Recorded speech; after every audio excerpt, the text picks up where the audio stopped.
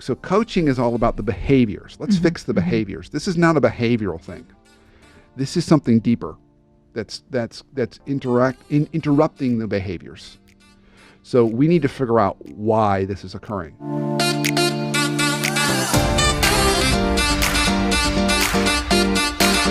This is the Brandon Smith Show, and of course, I'm your host, Brandon Smith, and the entire purpose of this show is one singular thing, and that is to help you live a life more free from dysfunction.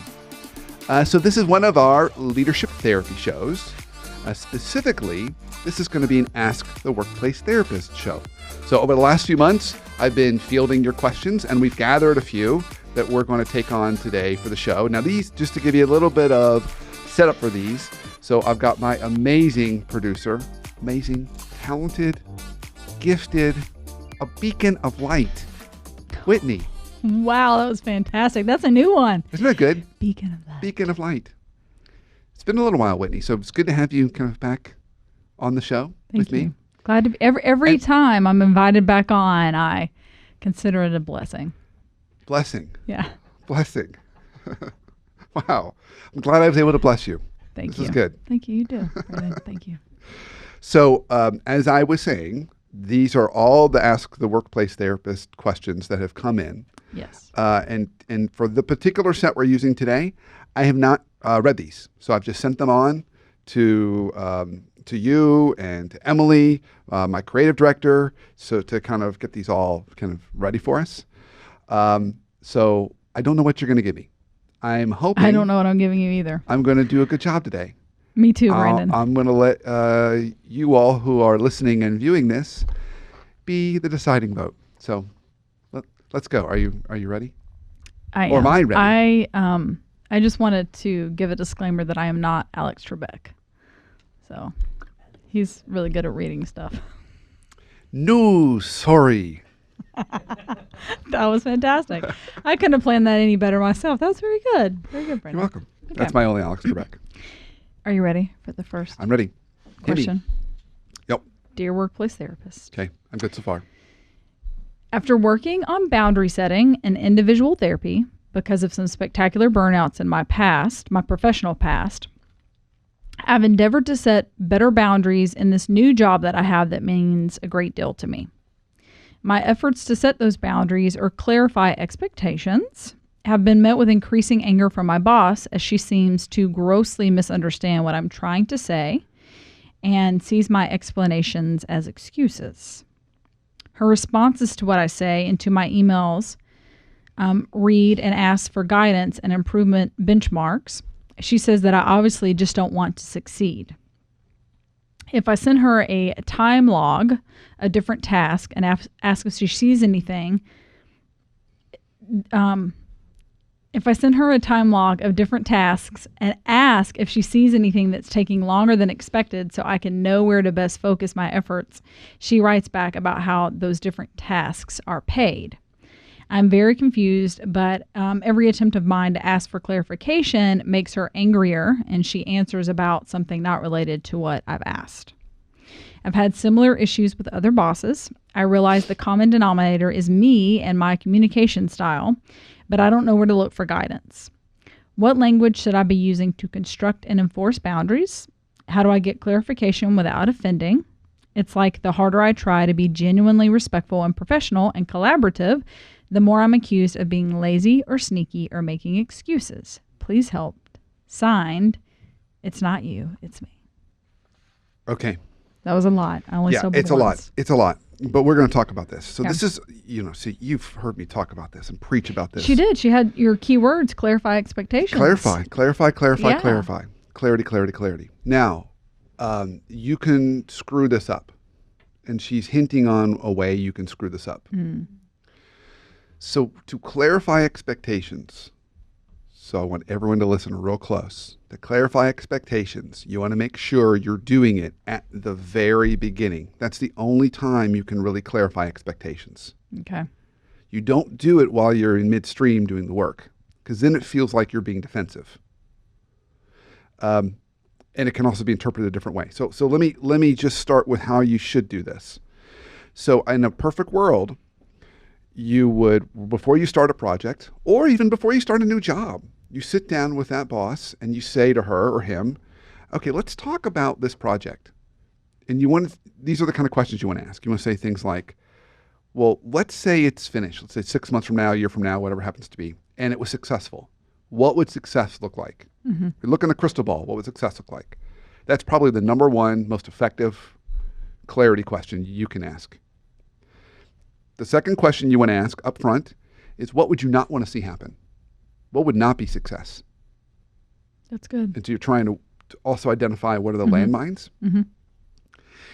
And then the third question you'd probably want to ask around clarifying expectations is, what rhythm would you like in terms of updates from me? How often do you want status updates? What do you want that to look like? So you're getting a little sense of how do we want to walk together. Mm-hmm. So you're asking questions basically on what would success look like, what would it not look like, and how do you want us to kind of stay connected and walk together. Okay.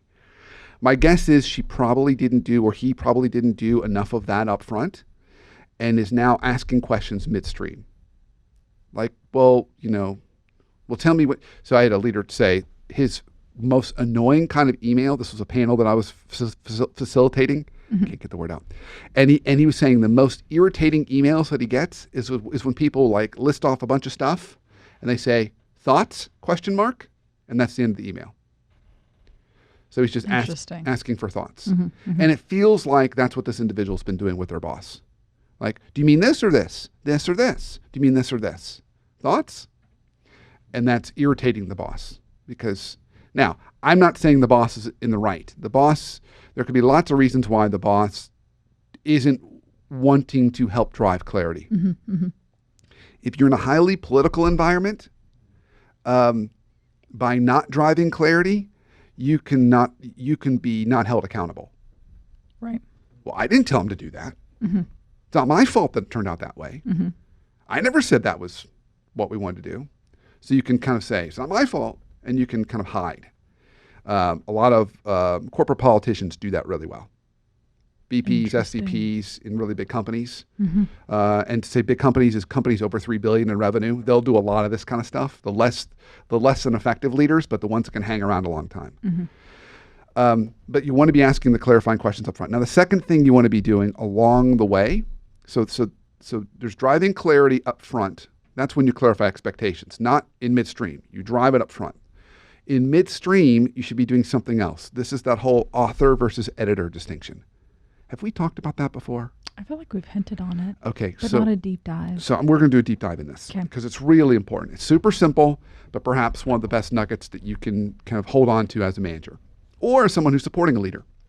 So whenever there's a dynamic between a manager and a direct report, in those two seats, so there's two seats. One person's the manager, one person's the direct report. In those two seats, someone always sits in the author seat and someone always sits in the editor seat. And knowing what seat to sit in is key. So if you're the leader and you've got a direct report, you always want to be sitting in the editor seat and have them sit in the author seat. It's a better use of your time. So for example, if you think about the best direct reports you've ever had, they would come to you and say, hey, Whitney, there's a problem. Here's what I think we should do about it. I'd love to get your thoughts. They're authoring and you're editing. Okay. Your not as effective direct reports are going to come to you and say, hey, Whitney, there's a problem. What do you want me to do about it? They're making you author, and then by definition, they get to edit. Well, it's not my fault it didn't work out that way. That's what she told me to do. So the reason why I'm making this distinction is in this particular case with this individual, in midstream, they need to be authoring more. Okay? So we're at this place, and I'm recommending we go down this direction, and I would love to get your thoughts on that. So be a little more prescriptive and wait for a reaction versus kind of this or this thoughts. I mean, a little more specific. Yeah. So you're saying, here's what I recommend we do. Any perspective you have on that. So a little more prescriptive, and it doesn't feel like that's exactly what they're doing. They're trying to gauge the expectations of the project while the project's already been going. So a little more of the authoring, and leaders you can drive better clarity that way, and they appreciate it. In general, you want to make your leader make their life easier, do less work. Don't force them to author. So that's how I would address this. So do a better job of setting expectations or clarifying expectations up front in the very beginning, and then along the way, author as much as possible so they're editing. There's if this fits, there's a statement that we like to use of be the task master, not the task asker. Oh. Feels like that kind of fits there. Yeah. Like master the task. Don't ask about every one of them. Yeah. You don't want to ask about everyone. That's exactly right. Because it feels like, A, you're making that leader do more work, which is going to be irritating to them. Mm-hmm. And B, it's going to feel like you're not competent or confident. Yeah. So you really want to be the master of that, which is the authoring piece. Yeah, nice. Nicely done. I'm stealing that. You're welcome. You can. I stole it. So we're not at a break yet, so let's go into the next one. One more. Perfect. Dear Workplace Therapist, Mm-hmm. I lead a team of 6 direct reports. One member of my team, we'll call Jack, is creating a bit of stress for me in that he doesn't seem to take social cues. For example, he's the person in our meetings who is constantly interrupting others with his own thoughts, or he will go on and on talking without ever making a point.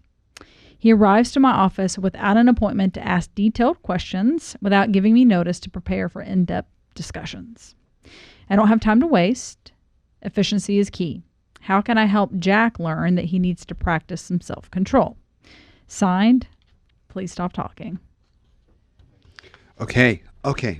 So please stop talking. Yeah, we've got 2 things going on here with Jack, our friend Jack. So first is the interactions with their boss, with this individual, okay, who wrote this. And the second is in meetings.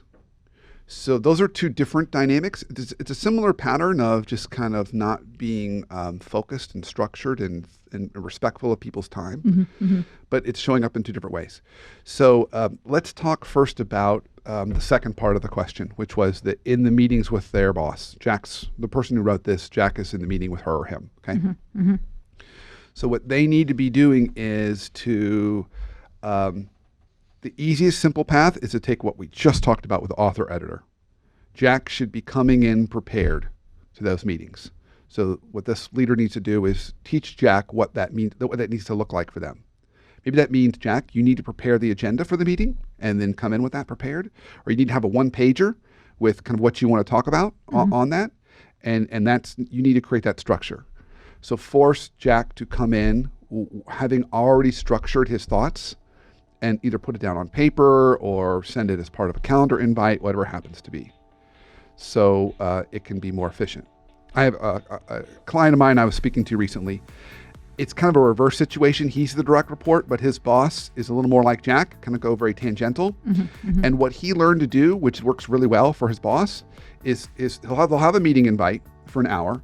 And the day before that meeting, he'll go in there and he'll change the meeting invite to put in the agenda for the meeting to create structure. Nice. And then he creates a 1-pager of what he wants to talk about with bullets on it. And he brings in 2 copies of that, one for him and one for his boss. And he said every time his boss starts to go off on a tangent, he picks up the page and starts to look at it. And it signals to his boss, hey, let's kind of come back. Let's kind of come back to this. Nice. So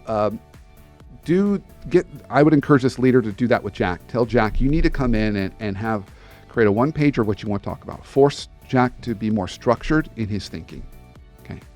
So now I want to talk about how Jack operates in those team meetings, because this is a problem that I see with a lot of my clients, but we're at break.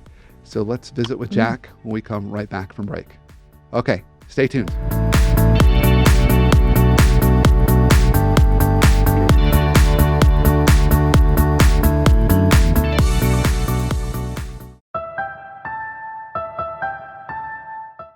Here's your coaching minute for the week, presented to you by the Leadership Foundry.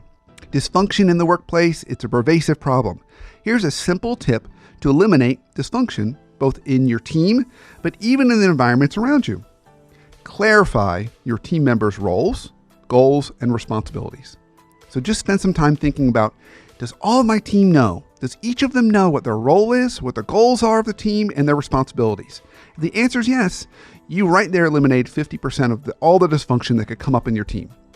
If the answer is no, think about how you could do that better. When we don't do that, one of 2 things happens. Either people overlap work and they step on each other's toes, or you have one person carrying much bigger load while a couple other people are hanging out not doing near as much work. It's one of the big problems in the nonprofit world is a lack of clarity around roles, goals, and responsibilities. So focus on those three things, and I promise you, not only will you eliminate dysfunction, it's going to make your workplace that much more enjoyable.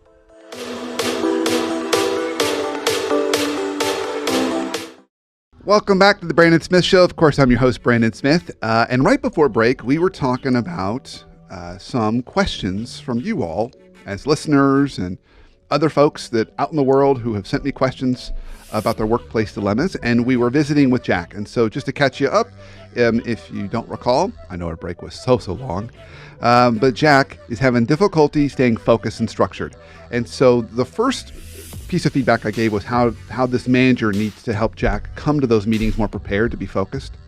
Now let's talk about the group meetings where Jack kind of overtalks people. And so this is also a great coaching opportunity for the manager. So I would recommend the manager say to Jack, it's important to understand the distinction between quantity and quality. And Jack, I really think you've got some great perspectives, but I really want you to focus on quality and not quantity. And so what that means is I want you to make sure that you're spending a lot of time listening and really notice how many comments you're making in those meetings. And I want you to try and focus on saying less and listening more. So one of the pieces of advice that I give to my clients that maybe struggle with this and they find themselves talking more than they should, I tell them to in an old school way, come in with kind of a pad of paper, a notepad, and jot your thoughts down rather than say it. So when people are talking and you want to say something, just start jotting some notes down. And what it does two things. First of all, it forces you to gather your thoughts in a little more structured way because we're clearly finding he's not as structured and as concise as he could be. It also sends the message to the group that you're paying attention because it looks as though like you're taking notes on what people are saying. Okay. Now I want to be clear. I didn't say use your laptop and type because that's not perceived the same way. Taking notes down on a piece of pad of paper is viewed as I'm engaged in the meeting. Typing, even though you might be typing notes on what's going on, is viewed as I'm responding to something somebody posted on social media. Yeah. Even if you're taking notes, it's going to be perceived completely differently. Right. It's never perceived well, someone typing in a meeting. Jotting notes on a pad, always perceived well. So I would tell him to do that and to notice it. And then she's just going to have to kind of help coach him and give him feedback because he's not getting it. But try and get his comments to be shorter.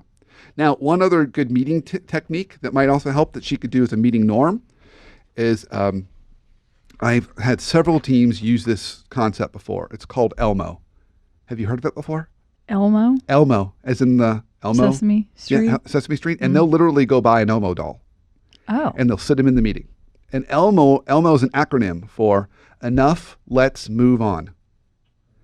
And so whenever someone starts over-talking, they throw Elmo at some teams, if they're playful, will throw Elmo at the person. Funny. Other teams will just bring Elmo out and kind of sit him on the table, signaling in a playful way, okay, you've been over-talking. Time to move on. So you could have fun with it and bring in an Elmo. Nice. And use Elmo as kind of a signal for enough, let's move on. So those could be two ways to kind of work with Jack.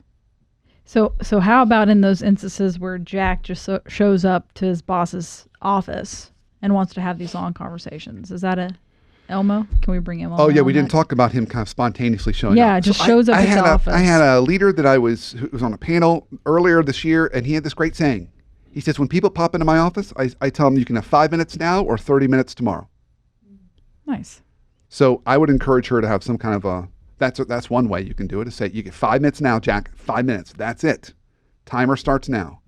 I've got a tight schedule. Or we can come back tomorrow, schedule some time, you get 30 minutes. What would you prefer?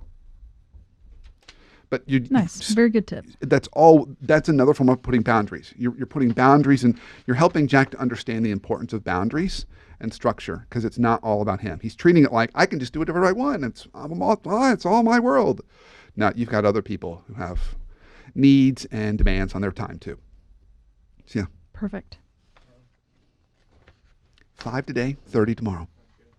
That is good. It's a good tip. Mm-hmm. All right, you ready for the next one? I'm ready. All right, here we go. Dear workplace therapist, I am an associate at a law firm and manage a team of 4 legal secretaries. While I am technically their supervisor, many of these staff members have been at the firm years longer than I have.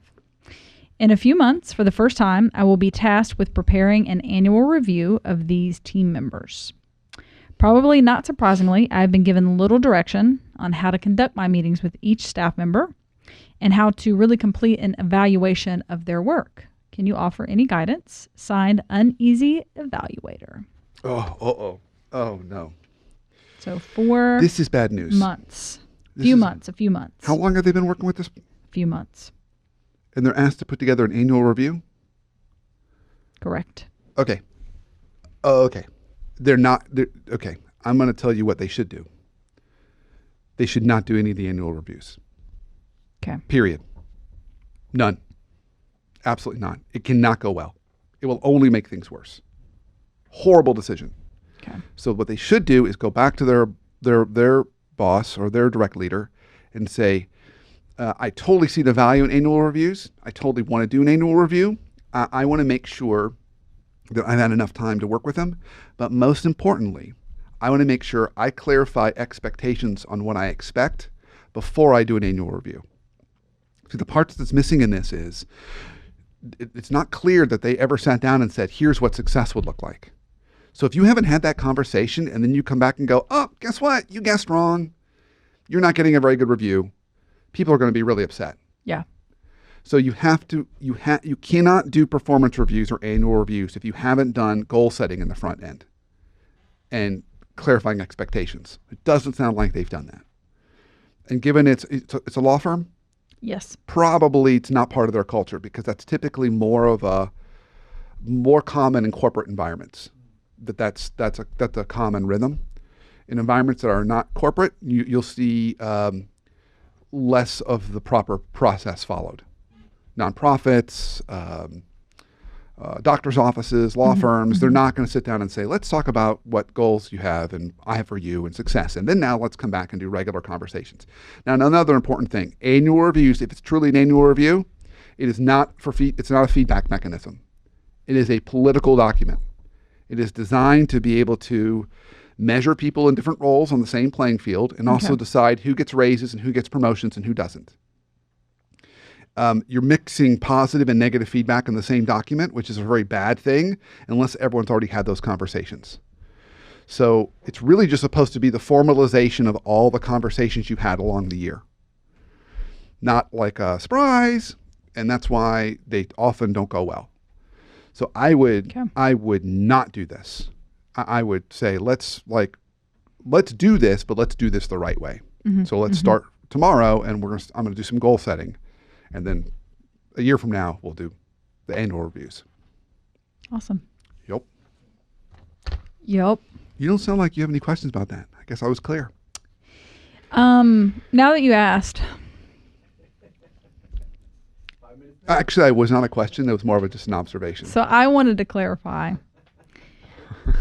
If these goals are clear, does it necessarily have to be a year? So like say this person, maybe a few months is considered 6? You could do 6 months for this, but typically if it's going to be tied to bonuses and promotions, then that's a yearly cycle. Okay. If it's not tied to that, you can do it 6 months. It's fine. Then it's more of a development conversation. Okay. And not so much an annual review.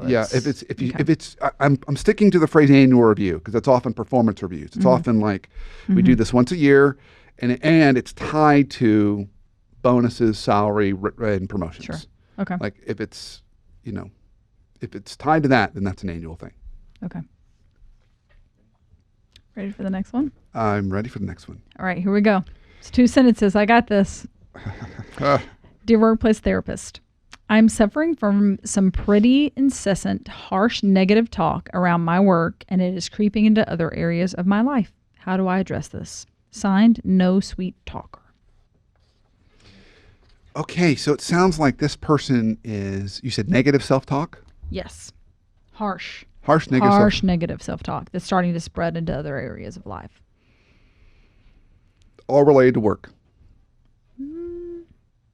Well, Read that one sentence so again. it sounds like it started at around work, but then it's spreading. So I'm suffering from a pretty incessant, harsh negative talk around my work, and it is creeping into other areas of my life. So it sounds like it started in one spot, but it's starting to spread. Yeah, so we can put a Band-Aid on this, and then we can also cure this. So let me talk about the Band-Aid first, and then I would say the cure. Because the Band-Aid's only a Band-Aid. It's not going to make this go away, but it can soften it. Okay. So the Band-Aid would be you need to get yourself surrounded with people who can help you reframe your work and lift up the positive. So this person is reading into this. This person is likely viewing everything as kind of half empty rather than half full, and they're looking for the negatives, and they're beating themselves up on things that have occurred maybe days, weeks, years before. They're still replaying those, and there are many of us who are listening to this, and this is how we operate. Yeah, we just have a natural tendency to kind of maybe perfectionism or just hold on to mistakes we've made and replay them over and over and over again. That stuff's going to hurt our confidence and hurt our ability to really perform well. So we need to surround ourselves with folks who are going to lift up more of the positive stuff. So first, if they have a good working relationship with their leader, I would say go to their leader and say, hey, just so you know, this is kind of how I operate. It's really helpful for me if you can help remind me of the things that I'm delivering for you that are solid. If we can have that part of our conversations every week. It helps me reframe. Okay. But also find other coworkers and other friends that can help you, that are going to speak positivity into you. So the speaking positivity is what this person needs as the Band-Aid. Okay? Now, that's only the Band-Aid. To cure this is where coaching is not going to be the fix. Therapy is going to be the fix. So coaching is all about the behaviors. Let's fix the behaviors. This is not a behavioral thing. This is something deeper that's interrupting the behaviors. So we need to figure out why this is occurring. So they need to find themselves a really good therapist. Lots of them out there that can help with this kind of work and really help them uncover, where's this voice coming from? It's probably coming from somewhere early in childhood, maybe as a very critical parent or some other voice that is still playing in their head. And they need to really address that and do some good deep work. Okay. And I would probably say 6 months to a year of just seeing a therapist on a regular basis to help reframe this. And there's many different therapy styles that are designed to help you reframe and think differently how you view the world. So that would be helpful. After that 6 to 12 month period with therapy, is it a good idea to then transition to coaching? They might not need to. Okay. I'm not clear that their work product is suffering. I'm only clear that they are beating themselves up on it not being perfect. I don't know. We don't know. Yeah. We don't know if there's an issue here. Now, again, I'm assuming that it's more about what's in their head because they've said there's a lot of this critical self-talk, and then now it's bleeding into other parts. So we need to kind of fix that. If there is a work issue, then if there's a performance issue, that's when you want coaching to come in. Coaching is really about fixing and addressing behaviors. Therapy is about what's underneath those behaviors, or what's preventing you from making the changes. So for example, I might tell a client, give one piece of positive feedback to one of your direct reports this month. Just one piece of way to go. And then the month passes and they tell me I couldn't do it. Okay, well, that's a therapy issue because that's a really easy behavior to do. Hey, great job, Whitney. Takes 2 seconds. Not hard. Yeah. But if I can't get myself to do it, then there's something going on up here. There's some voice that tells me that has set a standard so high that no one can achieve it. I gotta lower that standard. I'm gonna have to address that. I gotta figure out what that voice is and where it's coming from and clean that up. And that's when therapy plays in. So, interesting. Yeah. Okay. Whitney, we've come to the end of our journey today. Sounds very sad. It is a sad day. because we've arrived. Sad day. So now the day Moment. is sad. Okay. No, it's happy. Probably I gonna could have have to go said get therapy after the show. we've landed our plane. This is the point of the show when we're disembarking and going to get our bags. No, that doesn't work either. I don't know. Well, Whitney, thank you for being My pleasure. co-pilot on the journey today. My pleasure. Yeah, get my little Delta wings.